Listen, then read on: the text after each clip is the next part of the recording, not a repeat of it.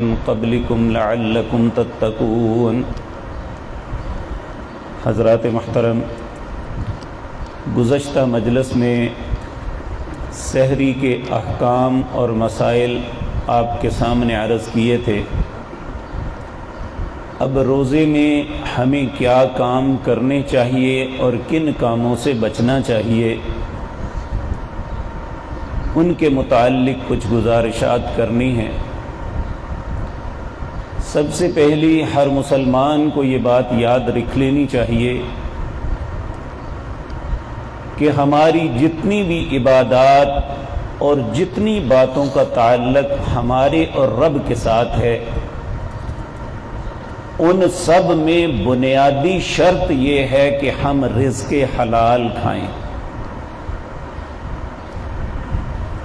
کیونکہ اللہ رب العزت نے اپنے حبیب کریم صلی اللہ علیہ وسلم کی زبان مطہرہ سے ہمیں یہ بات بتلائی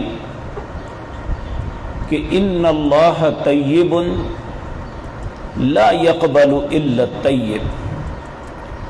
اللہ خود بھی پاک ہے، پاک کے علاوہ کسی چیز کو پسند نہیں کرتا۔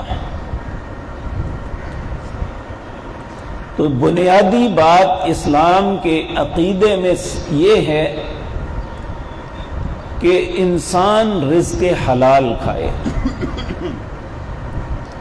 ایک حدیث میں آتا ہے، نبی کریم نے فرمایا جس نے ایک لقمہ حرام کھایا، جب تک وہ اس کے جسم کا حصہ رہے گا، نبی کریم نے تو بات فرما دی کہ 40 دن تک اس کی کوئی عبادت قبول نہیں۔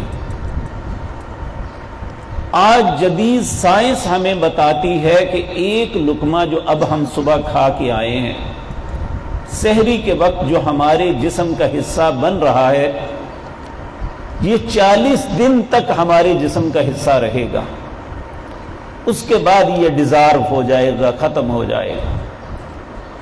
تو اگر وہ لقمہ جو ہم نے کھایا ہے اگر وہ رزق حلال میں سے نہیں ہے تو یاد رکھیں کوئی بھی عبادت ہماری اللہ کے ہاں مقبول نہیں۔ اسی طرح